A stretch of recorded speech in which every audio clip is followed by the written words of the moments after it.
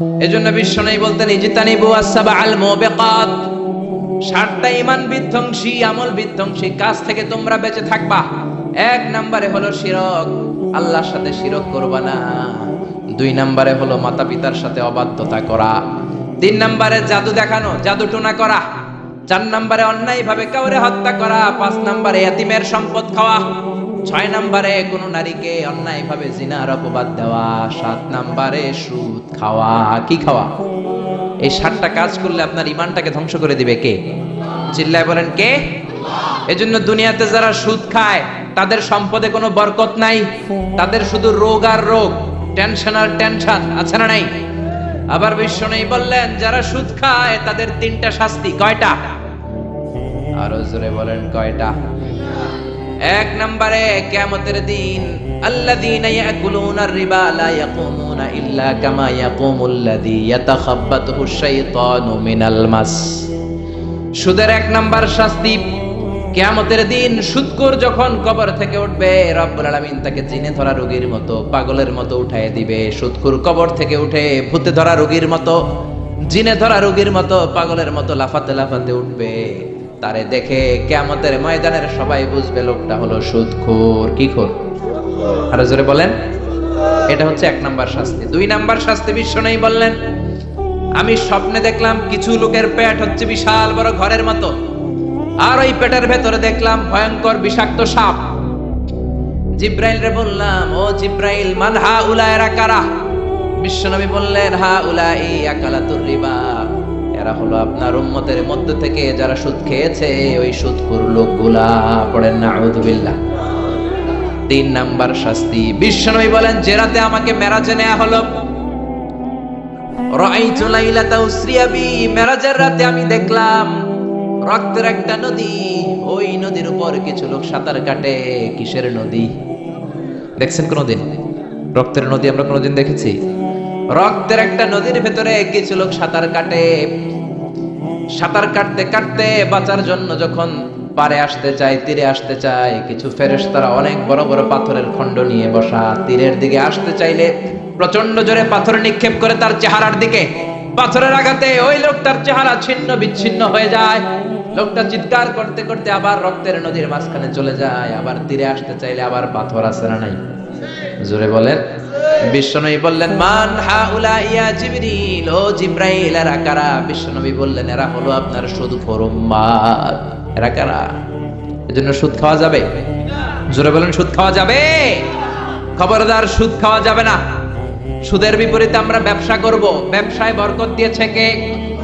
বিশ্বনবী বললেন, রিজিককে আল্লাহ 10 ভাগ করেছেন, তার 1 ভাগ দিয়েছেন পৃথিবীর অন্যান্য পেশার ভেতরে, আর 9 ভাগ দিয়ে দিয়েছেন ব্যবসার ভেতরে। সুবহানাল্লাহ। রিজিকের 9 ভাগ থাকে ব্যবসার ভেতরে। এজন্য সুদ খাওয়া যাবে না। সুদের সাথে ইসলামের কোনো সম্পর্ক। আমরা ব্যবসা করব। আপনি মুশারাকা সিস্টেমে, মুদারাবা সিস্টেমে, আপনি মুরাবাহা সিস্টেমে ব্যবসা করেন, ওই ব্যবসায় বরকত দিবে কে? জোরে বলেন কে? সুদ হারাম এই কারণে, কারণ টাকার ভেতর থেকে টাকা আসে না। আপনি 1 লক্ষ টাকার একটা বান্ডিল আপনার আলমারির ভেতরে আজকে রাখলেন, 1 বছর পরে খোলার পরে এটা কি 1,10,000 টাকা হবে? 1,05,000, 1,02,000, 1,10 টাকা, 1,05 টাকা, 1,01 টাকা? 1 টাকা পারবে না। কত থাকবে? 1 লাখই থাকবে। কারণ টাকার ভেতর থেকে টাকা আসে না। টাকার ভেতর থেকে টাকা আসে যখন ওই টাকার সাথে শ্রম যুক্ত হয়, যখন টাকার সাথে কষ্ট যুক্ত হয়, যখন টাকার সাথে মেধা যুক্ত হয়। ঠিক কি না? তো আপনি টাকা দিয়ে কেমন করে টাকার ভেতর থেকে টাকা নেন? এটা হারাম। হয়তো আপনাকে ব্যবসায় অংশগ্রহণ করতে হবে, লাভ লস দুইটাতে অংশগ্রহণ করতে হবে, রিস্কও থাকবে। আপনি ব্যবসায় টাকা দিয়ে শুধু লাভ নিলেন, লস নিলেন না, এটাই সুদ। ঠিক কি না? আপনার লাভও নিতে হবে, লসও নিতে হবে, ঝুঁকিও নিতে হবে। এইটার নাম হলো ব্যবসা। হয় আপনি ব্যবসা করবেন, তা না হলে আপনি কর্জে হাসানা দিবেন। কি দিবেন? কর্জে হাসানা দিলে ওই ব্যক্তির মর্যাদা বাড়িয়ে দেয় কে? চিল্লায় বলেন কে? 3 সিস্টেমে ব্যবসা করবেন। কয় সিস্টেমে? সবাই বলেন, আরো জোরে বলেন। 1 নাম্বার হচ্ছে মুশারাকা সিস্টেম। মুশারাকা, পার্টনারশিপ। আমি আপনি শেয়ার, 3-4 জন মিলে শেয়ার, আমার টাকা আপনার টাকা, আর দুজনে মিলে ব্যবসা করব। আমার যদি ধরেন 4 লক্ষ টাকা হয়, আপনার যদি 6 লক্ষ টাকা হয়, তাহলে যেই লাভ হবে তার 60% নেবেন আপনি, 40% নেব আমি, লসও যদি হয় 60% আপনার উপর, 40% আমার উপর। এই ব্যবসাকে বৈধ করেছে কে? আরো জোরে বলেন না। 2 নম্বরে হচ্ছে আল মুদারাবা। মুদারাবাও বৈধ। মুদারাবা মানে হচ্ছে আপনার টাকা আমার শ্রম। আল্লাহ আমারে কোনো টাকা দেয় না, আমি মিসকিন, আমি ফকির, আমি দেব শ্রম, আপনি দিবেন টাকা। কত পার্সেন্ট লাভ হলে কে কতটা নিব এটা আমরা ভাগ করে নিব, কিন্তু লস হলে আমার কোনো লস নাই, কারণ আমার শ্রম আপনার টাকা, আমি যে খাটছি এটাই তো আমার লস, ঠিক কিনা? কথা বলেন। আর টাকা যেহেতু আপনার, পুরো লস নেবেন আপনি। এই সিস্টেমও ব্যবসা যায়। 3 নাম্বার হচ্ছে আল মুরাবাহা। বুঝার চেষ্টা করেন, আমার ঘরে ফ্রিজ নাই, ফ্রিজের দাম 1 লক্ষ টাকা। কয় লাখ টাকা? আপনি আমারে বাজার থেকে 1 লক্ষ টাকা দিয়ে একটা ফ্রিজ কিনে আমার কাছে 1,20,000 টাকা বিক্রি করবেন। এটা আমি কিস্তিতে দিব আপনারে, 6 মাসের কিস্তিতে দিব। আপনার লাভ হচ্ছে আপনি 1 লক্ষ টাকা দিয়ে কিনে 1,20,000 বিক্রি করছেন, 20,000 লাভ। আর আমার লাভ হচ্ছে আমার কাছে কোনো টাকা নাই, আমি ফ্রিজের মালিক হয়ে গেলাম, কিস্তিতে দিয়ে 6 মাস পরে আমি টাকাও পূর্ণ করে দিলাম। এটাকে বলে মুরাবাহা। শাহজালাল ইসলামী ব্যাংক, আল আরাফা ইসলামী bank, Bangladesh Islamic bank limited, এই 3টার সিস্টেমে আপনাদের সাথে বিজনেস করে। আল মুদারাবা, আল মুশারাকা, আল মুরাবাহা, যেই সিস্টেমে আপনি করেন না কেন এগুলো কবুল করে নেবে কে? কিন্তু এগুলো না করে 100 টাকার বান্ডিল দিয়ে বললেন এই নাও 100 টাকার বান্ডিল, এখানে 10,000 টাকা আছে, সুদে লাগালাম, মাসে দিবা 1,000। কয় হাজার? আরো জোরে বলেন। এখন মাস শেষে 1,000 দিতে পারে না, ওইটার উপর আবার বাড়তে শুরু করলো। আল্লাহ বলে লা তাকুলু আর রিবা আদাআফা মুদাআফা, খবরদার চক্রবৃদ্ধি হারে সুদ খেও না, মাহাজনী সুদ খেও না। কার কথা? আরো জোরে বলেন, কথাটা কার? মাহাজনী সুদ খাওয়া যাবে না, চক্রবৃদ্ধি হারে সুদ খাওয়া যাবে না। তাহলে ব্যাংকের সুদ খাওয়া তো যাবে না? ব্যাংকের সুদ খাওয়া যাবে না। ব্যাংকের সুদও হারাম, আর চক্রবৃদ্ধি হারে মাহাজনী সুদ, এটা অনেক ভয়ঙ্কর হারাম। গ্রামে গঞ্জে এরকম আছে না নাই? 10,000 টাকায় মাসে 1,000 টাকা সুদ। কথা কন, কথা কন, কথা কন। আছে। এখন দিতে পারে না, সুদ আবার বেড়ে যায়। এখন 2,000 হয়ে গেছে, এরপরের মাসেও দিতে পারে না, 3,000 হয়ে যায়। এরপরে কে আসলটা দেয়া লাগবে না, তুই সুদ চালা। কি চালা? সুদ চালাইতে চালাইতে বাড়ি নাই, ভিটা নাই, জমি নাই, টিউবওয়েল নাই, পরনের লুঙ্গিও নাই। আছে না নাই? এটার বলে মহাজনী সুদ, এটার বলে চক্রবৃদ্ধি হারে সুদ। এই সুদ খাওয়া যাবে না। এজন্য সুদ আপনি খেলে এই সুদের, এই সম্পদের ভেতরে কোনো বরকত নাই, এটাকে ধ্বংস করে দিবে কে? চিল্লায় বলেন কে? এজন্য আপনি ব্যবসা করবেন। আল্লাহ বললেন হাল্লাল্লাহুল বাইআ ওয়া হারামার রিবা, আমি আল্লাহ ব্যবসাকে তোমাদের জন্য হালাল করলাম, সুদকে করলাম হারাম। এখন আমরা সুদ খাবো না, ব্যবসা করব। জোরে বলেন, সুদ না ব্যবসা? ব্যবসার সিস্টেম হচ্ছে আপনাকে লাভ লস দুইটাতে অংশগ্রহণ করতে হবে। আপনি যদি বলেন না আমি শুধু লাভ নিব, লস নিব না, এটা ব্যবসা হবে? এটা সুদ হবে। এটা কি হবে? চিল্লায় বলেন কি হবে? এরপর ইসলাম বলে লা মাইসার, কোনো জুয়া চুরি থাকবে না। বিজনেসের মধ্যে জুয়া চুরি নাই, মানে লটারি নাই। কিন্তু বাংলাদেশে লটারি সিস্টেম আছে না নাই? 10 টাকায় 40 লক্ষ টাকা আছে না নাই? এটা সরাসরি জুয়া চুরি, এটার সাথে ইসলামের কোনো সম্পর্ক নাই। এর কারণ হচ্ছে আমরা 10 টাকা দিয়ে লটারি কিনি, পাই এরকম একটা কাগজ, এই লটারির একটা নাম্বার থাকে এখানে, ঠিক কিনা? আর লেখা আছে 10 টাকায় প্রথম পুরস্কার 40 লক্ষ টাকা। লক্ষ লক্ষ মানুষ 10 টাকা দিয়ে এটা কিনে। কেনার পর যেদিন ড্র হবে, রাফেল ড্র, একজন পায় 40 লাখ, আরেকজন পায় 30 লাখ, আরেকজন পায় 20 লাখ, আরেকজন 10 লাখ, পঞ্চম পুরস্কার পায় 1 লাখ, আর লক্ষ লক্ষ মানুষ এই কাগজ পানিতে ভিজায় খায়। এখন ঠিক কিনা? এটার নাম হচ্ছে জুয়া চুরি, এটা জায়েজ নাই। কিন্তু এই লটারির কাগজের সাথে যদি আপনার একটা কলম দিয়ে দেয়, এটাকে জায়েজ করার সিস্টেম আছে। এই 10 টাকার লটারির, যখন আপনি লটারিটা কিনবেন, আপনাকে যদি একটা কলম দিয়ে দেয়, তাহলে কেমন যেন আপনি 10 টাকা দিয়ে একটা কলম কিনলেন।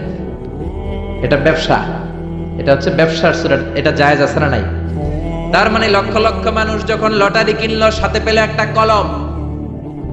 এরপরে ড্র হওয়ার পরে একজন পাবে 40 লাখ, আরেকজন 30 লাখ, একজন 20 লাখ, আরেকজন 10 লাখ, আর লক্ষ লক্ষ সবাই পাইছে একটা করে কলম। তার মানে আমরা সবাই কিছু না কিছু পাইছি। চিল্লায় কোন ঠিক কিনা? এই সিস্টেমে যদি করেন তাহলে এটারে বৈধ করে দিবে কে? জোরে বলেন কে? এরপরে ইসলাম বলেন নো আনসার্টেইনটি, কোন ব্যবসার মধ্যে আনসার্টেইনটি থাকতে পারবে না, সুনিশ্চিত হতে হবে সবকিছু। লা দারারা ওয়ালা দিরার ওয়ালা গারারা ফিল বাই, বেচা কিনার মধ্যে কোনো ধোঁকাবাজি থাকতে পারবে না, অনিশ্চয়তা থাকতে পারবে না। অনেকে উড়ন্ত কবুতর বিক্রি করে, আছে না নাই?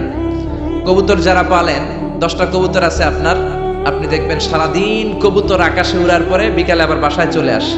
আপনি বললেন এই যে 10টা কবুতর আকাশে উড়ে, এই 10টা কবুতর আপনার বিক্রি করে দিলাম, এক একটা 100 টাকা করে, 10টায় কত হয়? 1000 টাকা বিক্রি করে দিয়েছেন। এই বিক্রি শরীয়ত সম্মত হয় না। এর কারণ প্রতিদিন কবুতরগুলো বিকেল বেলা উড়ার পরে সন্ধ্যাবেলায় ফিরে, আজকে বিকালে নাও ফিরতে পারে। যেরকম ঠিক কিনা? আজকে 10টা কবুতর যদি অন্যদিকে চলে যায়, 1000 টাকা লিয়ে কিলাকিলি আছে না নাই?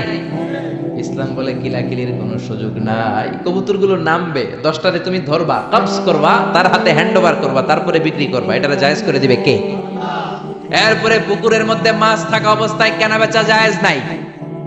এরকম কেনা বেচা বাংলাদেশে আছে না নাই? আন্দাজে মানুষে শখের বসে কিনে ফেলে, পুকুরের মধ্যে বুদবুদ করতেছে, ভাবতেছে হাজার হাজার মাছ কিনছে, 10 লক্ষ টাকা দিয়ে কিনে ফেলছে। কই মাছের পুকুর, উঠায় দেয় 20 কেজি কই আর 50 কেজি কাঁকড়া আর 70 কেজি ব্যাং, আছে না নাই? এরপরে কিলাকিলি আছে না নাই? এজন্য ইসলাম বলে না, কবুতরটা হাতের মধ্যে কবজ করার পরে যেমনি বিক্রি করলাম, মাছগুলাও জাল দিয়ে তোলো, তারপরে গনে গনে বিক্রি করো, কবুল করে নিবে কে? গাভীর ওলানের মধ্যে দুধ রেখে বিক্রি করা জায়েজ নাই। ওলান এত ফিলা গেছে এরকম, এটা মনে হচ্ছে যে 20 কেজি, দহন করার পরে পাওয়া গেছে 5 কেজি, এরকম আছে না নাই? কারণ এটা দুধের কারণেও ফুলতে পারে, টিউমারেও ফুলতে পারে, ঠিক কিনা? এজন্য ইসলাম বলে লা গারারা ফিল ইসলাম, ইসলামে কোনো গারারা নাই, ধোঁকাবাজি নাই, আনসার্টেনটি নাই, অনিশ্চয়তার মধ্য দিয়ে হাওয়ার মধ্যে কোনো বিজনেস নাই। আগে জিনিসটা তোমার হাতে নাও, তারপরে বিক্রি করো, কবুল করে নিবে কে? শেয়ার বাজার নিয়ে প্রশ্ন করে, যেই প্রোডাক্টের ব্যবসা হালাল, ওই প্রোডাক্টের শেয়ারও হালাল, চিল্লায় বলেন ঠিক কিনা? এরপরে বিশ্বনবী বললেন মান গাশশানা ফালাইসা মিন্না, বেচা কিনার মধ্যে যে আমার উম্মতদের মধ্যে যে অন্যকে ধোঁকা দেয়, সে আমার উম্মত হতে পারে। ধোঁকাবাজির ব্যবসা বাংলাদেশে আছে না নাই?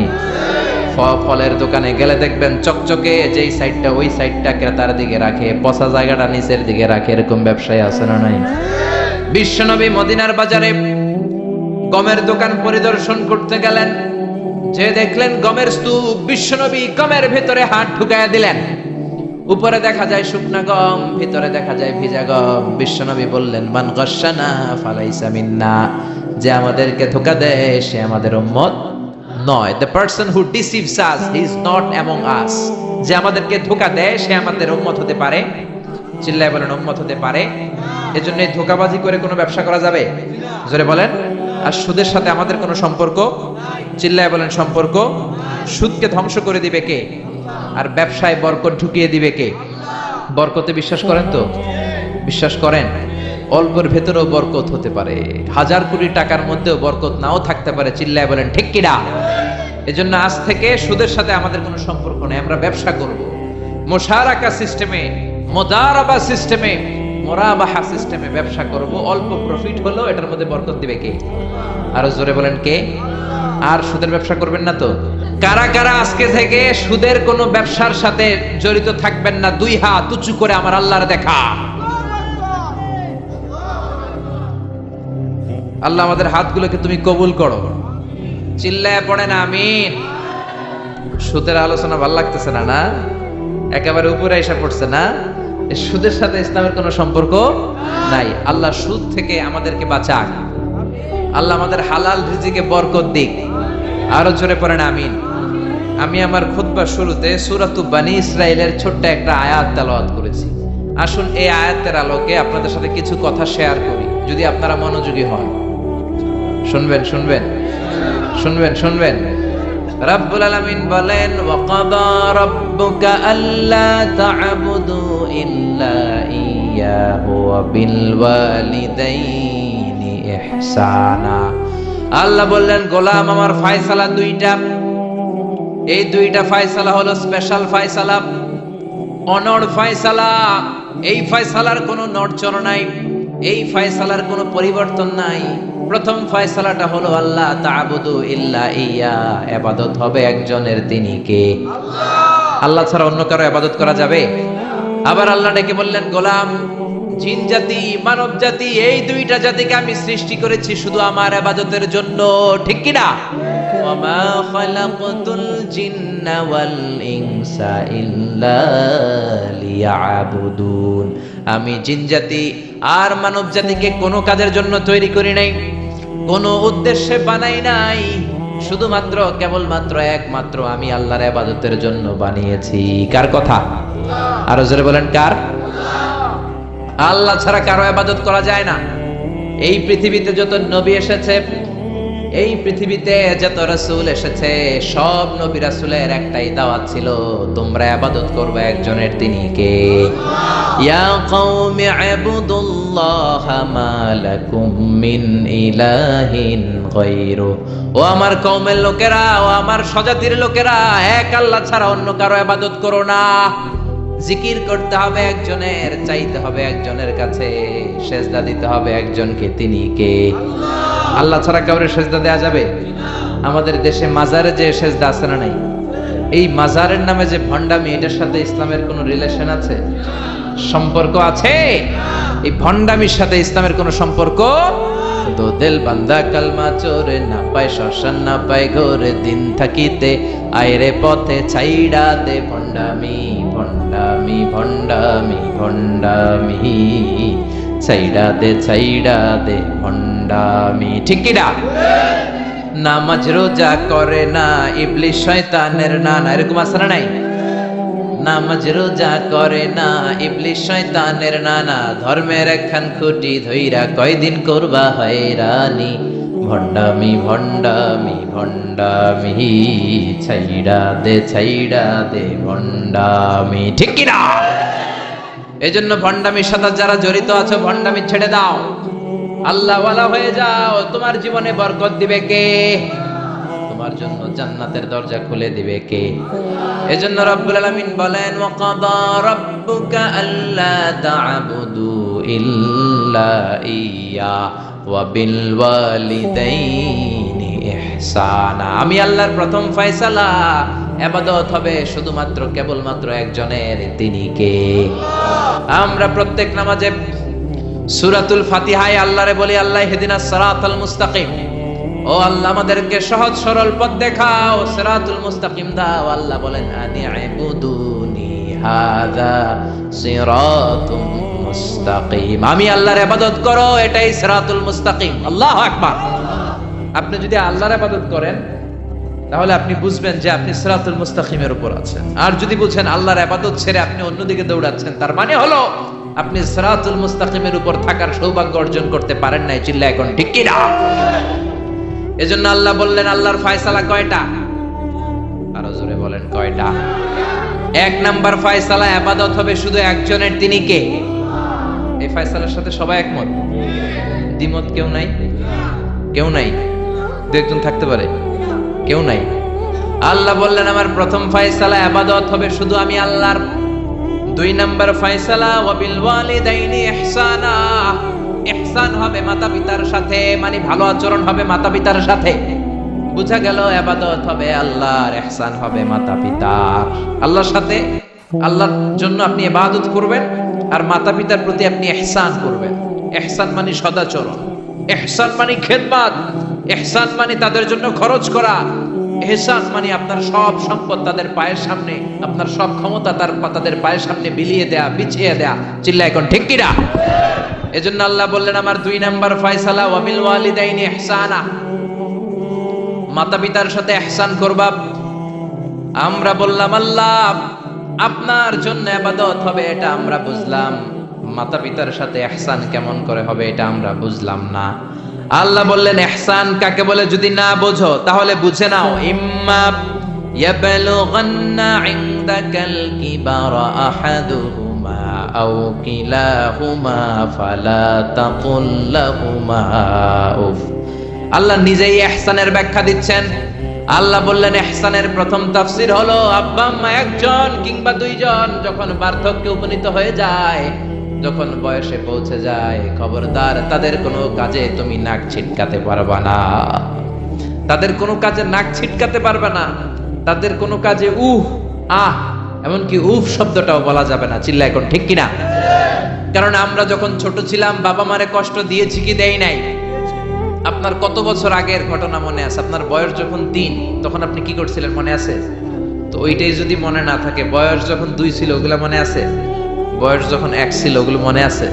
জ্বালাতনটা তো ওই সময় বেশি করছে, চিল্লা এখন ঠিক কিনা? শীতের রাত, আমাকে নিয়ে আমার মা ঘুমালো, আমাকে রেখেছে ডান দিকে, পেশাব করে ডান পাশটা আমি ভিজিয়ে দিয়েছি।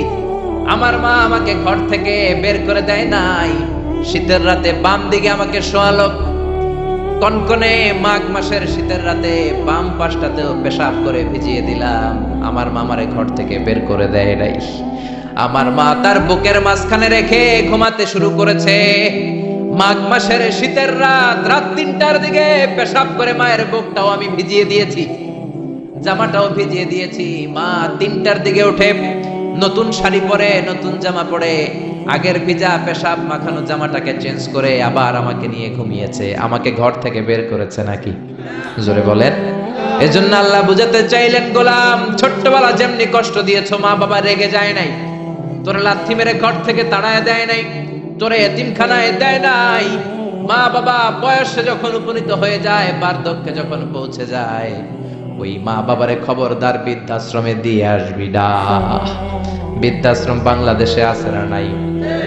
ছেলে আমার মস্ত মানুষ, মস্ত অফিসার, মস্ত ফ্ল্যাটে যায় না দেখা এপারে ওপার, নানান রকম জিনিস আর আসবাব দামি দামি, সবচেয়ে কম দামি ছিলাম একে মাত্র আমি। ছেলের আবার আমার প্রতি অগাধ সম্ভ্রম, আমার ঠিকানা তাই বৃদ্ধাশ্রম। ঠিক কিনা? অনেক কপাল পোড়া আছে, ডাকাত আছে। মা বাবা বার্ধক্যে উপনীত হওয়ার পরে তাদের কর্মকাণ্ডে নাক ছিটকায়, ঘরে আর বাবা মারে রাখতে মনে চায় না, বৃদ্ধাশ্রমে রেখে আসে। এরকম ডাকাত আছে রাই। বাবা মারে বৃদ্ধাশ্রমে দেয়া যাবে? চিল্লায় বলেন দেয়া যাবে? যেই বেয়াদব গুলো, যেই ডাকাত গুলো মার বাবারে বার্ধক্যে উপনীত হলে, বয়স হয়ে গেলে বৃদ্ধাশ্রমে দিয়ে আসে, ওই বেয়াদবটা বুড়া হলে ওর কপালে বৃদ্ধাশ্রম জুটবে না। চিল্লা এখন ঠিক কিনা? ভাঙ্গা থালা হাতে নিয়ে তুই ভিক্ষা করে খাবি। চিল্লা এখন ঠিক কিনা? আল্লাহ বললেন আমার 2 নাম্বার ফয়সালা, ওয়াবিল ওয়ালিদাইনি ইহসানা, মাতা পিতার সাথে ইহসান করবা। ইহসানের প্রথম ব্যাখ্যা, ইম্মা ইয়াবলুগান্না ইনদাকাল কিবারা আহাদুহুমা আও কিলাহুমা ফালা তাকুল লাহুমা উফ। মা বাবার একজন কিংবা 2জন যদি বার্ধক্যে উপনীত হয়ে যায়, খবরদার মা বাবারে বৃদ্ধাশ্রমে দিও না। মা বাবা পেশাব করে দিতে পারে, পায়খানা করে দিতে পারে, তোমাকে যেমনি পরিষ্কার করে আদর যত্ন করেছে তুমিও পরিষ্কার করবা, মা বাবার খেদমত করবা, তোমার জীবনটারে উজালা করে দিবে কে? আল্লাহ বললেন ইহসানের 2 নাম্বার ব্যাখ্যা, ওয়ালা তানহারহুমা, মা বাবারে ধমক দিও না। অনেক বেয়াদব ছেলে মেয়ে আছে, মা বাবার সাথে ঝিড়কি দিয়ে কথা বলে, ধমক দিয়ে কথা বলে, এলাকার লোকদের সাথে যখন কথা বলে ভদ্র ভাষায় কথা বলে, ঘরে ঢুকলে মায়ের গালি দেয়, আছে না নাই? বাবারে ডাকে বুড়া, মারে ডাকে বুড়ি, আছে না নাই? তুমি কেমন করে মায়ের বুড়ি ডাকো, বাবারে বুড়া ডাকো? তোমার বাপ মা তো বুড়া হয়েছে তোমার কারণে। তোমারে মানুষ করতে যে তোমার মা বাবা তাদের জীবন যৌবন হারিয়েছে, তোমারে মানুষের মতো মানুষ করতে যে তারা তাদের জমি হারিয়েছে, তোমারে বিদেশ পাঠাতে যে তারা তাদের ভিটেমাটি হারা হয়েছে। যেই বাবা মা তোমার জন্য সব কিছু ছেড়েছে, খবরদার ফালা তানহারহুমা, ওই বাবা মারে ধমক দিবা না। কার কথা? চিল্লায় বলেন কার?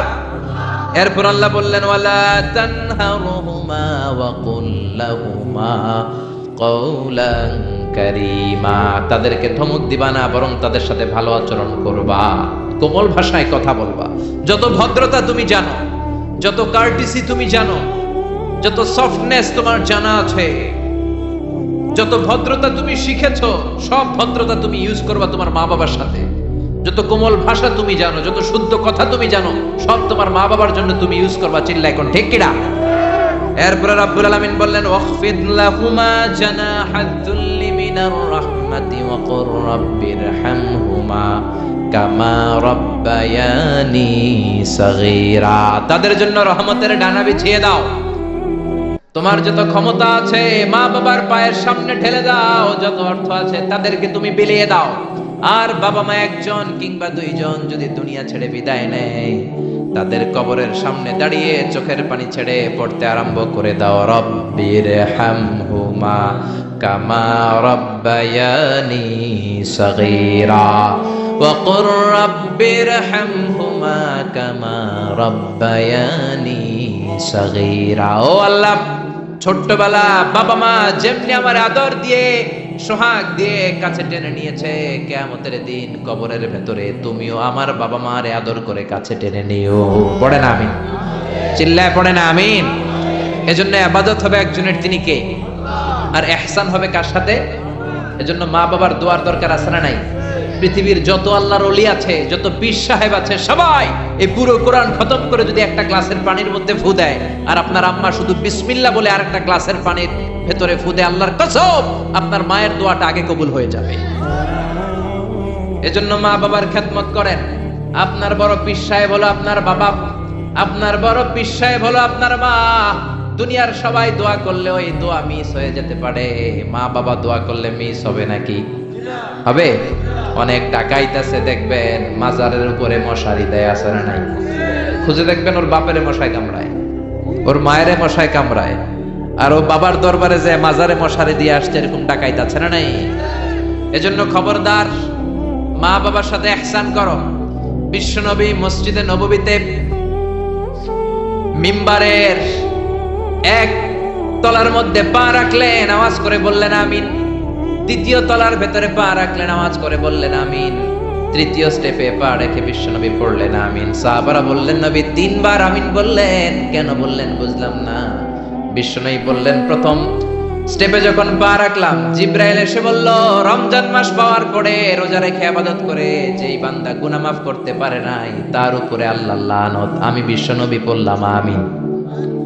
দ্বিতীয় স্টেপে পা রাখলাম, জিব্রাইল বলল, মাতা পিতা পাওয়ার পরে যারা মাতা পিতার খেদমত করে নিজের জীবনের গুনাহ ছড়াতে পারে নাই, জান্নাত কামাতে পারে নাই, তাদের উপর আল্লাহর লানত। আমি বিশ্বনবী বললাম আমিন। 3 নাম্বার স্টেপে বিশ্বনবী বললেন, আমার নাম শোনার পরে আমার যে উম্মত আমার উপর দুরূদ পড়ল না, তাদের উপর আল্লাহর লানত। আমি বললাম আমিন। পড়েন সাল্লাল্লাহু আলাইহি ওয়াসাল্লাম, চিৎকার করে পড়েন সাল্লাল্লাহু। এজন্য মাতা পিতার খেদমতের দরকার আছে না নাই? গোটা বিশ্বটা একদিকে, মায়ের দোয়া আরেকদিকে। চিল্লায় বলেন ঠিক কিনা? আপনি বুলেট মারলে বুলেট মিস হতে পারে, ড্রোন হামলা করলে মিস হতে পারে, মায়ের দোয়া মিস হবে? জোরে বলেন মিস হবে? এক সাহাবী বলল, নবী আইয়ুল আমালি আফদাল, সবচেয়ে সেরা আমল কোনটা?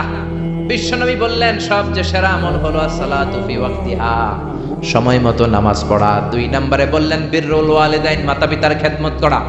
3 নম্বরে বললেন আল জিহাদু ফি সাবিলিল্লাহ, আল্লাহর রাস্তায় জিহাদ করা। তার মানে পৃথিবীর শ্রেষ্ঠতম 3টা আমলের মধ্যে মাতা পিতার খেদমতের আমলটাও আছে না? নাই? মাতা পিতার খেদমত এটা সবচেয়ে ভালো আমল। আরেক হাদিসে বিশ্বনবী বললেন, এটা জিহাদের চেয়ে বেশি সওয়াবওয়ালা।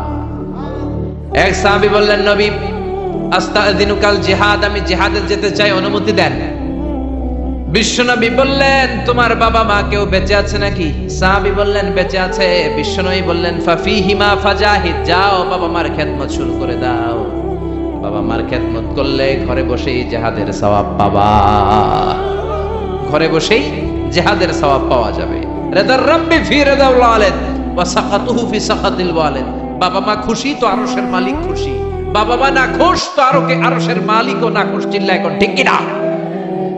এজন্য বিশ্বনবী বলতেন, তোমাদের প্রত্যেকের ঘরের ভেতরে 2টা জান্নাত আছে, কারণ জান্নাতে 2টা স্পেশাল দরজা আছে। একটা দরজার নাম হলো আল আব মানে আব্বা, আর একটা দরজার নাম হলো আল উম মানে আম্মা। একটা দরজার নাম বাবা, আর একটার নাম মা। এজন্য বিশ্বনবী বলেন, এই 2টা দরজার সাথে তোমরা কি আচরণ করবা তোমাদের ডিসিশন। হুমা জান্নাতুকা ওয়া নারুক, বাবা মাই তোমার জান্নাত, বাবা মাই তোমার জাহান্নাম। বাবা মার সাথে ভালো আচরণ করলে 8টা জান্নাতের দরজা তোমার জন্য খুলে দিবে কে? আর খারাপ আচরণ করলে জাহান্নাম আছে না নাই? তোমার বাবা মা যদি কাফের হয়, হিন্দু হয়, বৌদ্ধ হয়, তারপরও ভালো আচরণ করবা, ঠিক কি না? বাংলার জমিনে এরকম অনেক হিন্দু ফ্যামিলি আছে, হিন্দু ইয়াং ছেলে মুফাসসিরে কোরআনের তাফসীর শুনে হাতে হাত রেখে কালিমা পড়ে মুসলমান হয়ে গেছে, আছে না নাই? কিন্তু মা তো মুসলমান হয় নাই, বাবা তো মুসলমান হয় নাই, বাপ মা হিন্দুই রয়ে গেছে। তো বাপ মা হিন্দু, ছেলে মুসলমান, তুমি কি মা বাবার সাথে খারাপ আচরণ করতে পারবা? কথা বলেন। মা বাবা হিন্দু হোক, নাস্তিক হোক, বৌদ্ধ হোক আর খ্রিস্টান হোক, মা বাবার দোয়া নিতে হবে, আশীর্বাদ নিতে হবে। চিল্লা এখন ঠিক কিনা? বিশ্বনবীর শালী নাম কি বলেন তো? কেউ জানেন বিশ্বনবীর শালীর নাম কি? আসমা। মাশাআল্লাহ, আসমা বিনতে আবি বকর বিশ্বনবীর শালী। উনি মুসলিমা, কিন্তু উনার মা ছিল মুশরিকা। বিশ্বনবীরে বললেন, নবী আমি মুসলিমা কিন্তু আমার মা মুশরিকা, কাফেরা, এখন আমি কি করব? আমার মায়ের সাথে কি ভালো আচরণ করব নাকি? বিশ্বনবী বললেন, খবরদার, মা মুশরিক হোক কাফের হোক, তারপরেও তোমার মা, ঠিক কি না? সিলিহা, দোয়া নাও, ভালো আচরণ করো, সম্পর্কটারে মিলায় রাখো, তোমার জান্নাতে ঢুকাই দিবে কে? তিন জিনিসের দিকে তাকালেই সওয়াব। তিনটা জিনিসের দিকে তাকানোর সাথে সাথে আপনার আমলনামায় সওয়াব দিবে কে? এক নাম্বার নাযার ইলাল কোরআন, কোরআনের দিকে যখন নজর করে তাকাবেন আপনার আমলনামায় সওয়াব দিবে কে? সুবহানাল্লাহ কইতে মনে চায় না? দুই নম্বরে কাবা, কাবার দিকে তাকালে সওয়াব দেয় কে? তিন নম্বরে নাযার ইলা ওয়াজহিল ওয়ালিদাইন, মাতা পিতার চেহারার দিকে নজর করে তাকালে সওয়াব দেয় কে? এজন্য বিশ্বনবী বললেন, সালাসু দাওয়াতিন মুস্তাজাবাত, তিন ব্যক্তির দোয়া কোনোদিন আল্লাহ ফিরায় না।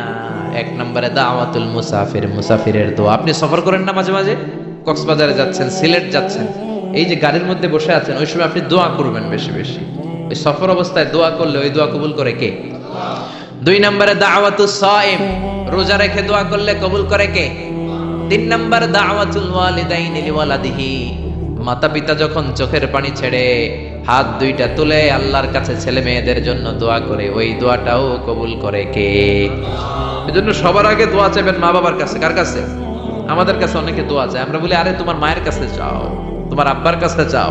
আমার দোয়া তোমার জন্য কবুল হতেও পারে, নাও হতে পারে, কিন্তু তোমার মা তো তোমার জন্য মুস্তাজাবুদ দাওয়া, তোমার বাবা তো তোমার জন্য মুস্তাজাবুদ দাওয়া।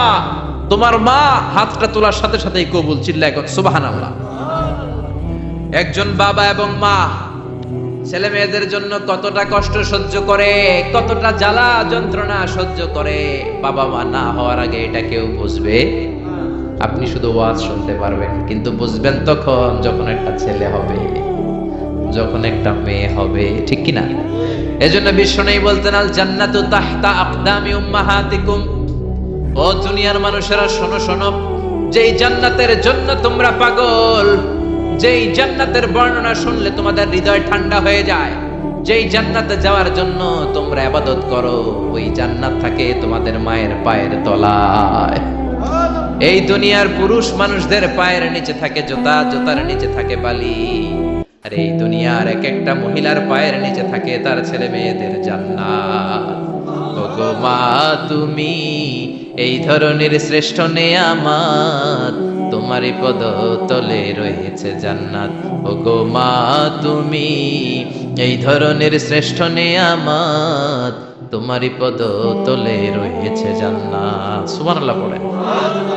এই পৃথিবীটারে 100 বার বিক্রি করলে যে টাকা হবে, ওই টাকা দিয়ে জান্নাতের একটা চেয়ারের দাম হবে?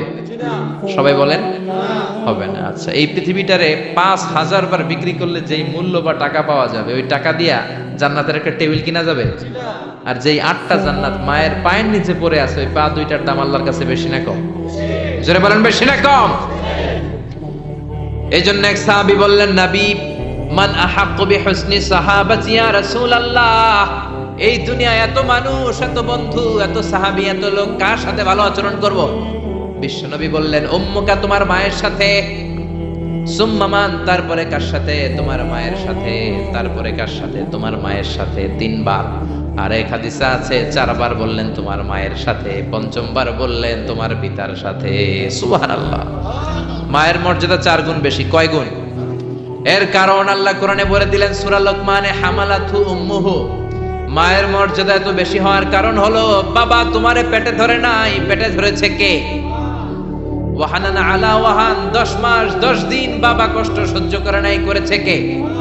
ওয়াফিসালুহু ফি আমাইন, 2 বছর বাবা তোমারে দুধ খাওয়ায় নাই, দুধ খাওয়ালো কে? কত লিটার দুধ, কত গ্যালন দুধ, কত কেজি দুধ মায়ের বুক থেকে আপনি খেয়ে খেয়ে সাবার করছেন 2 বছরে, কোনো হিসাব আছে? জোরে বলেন।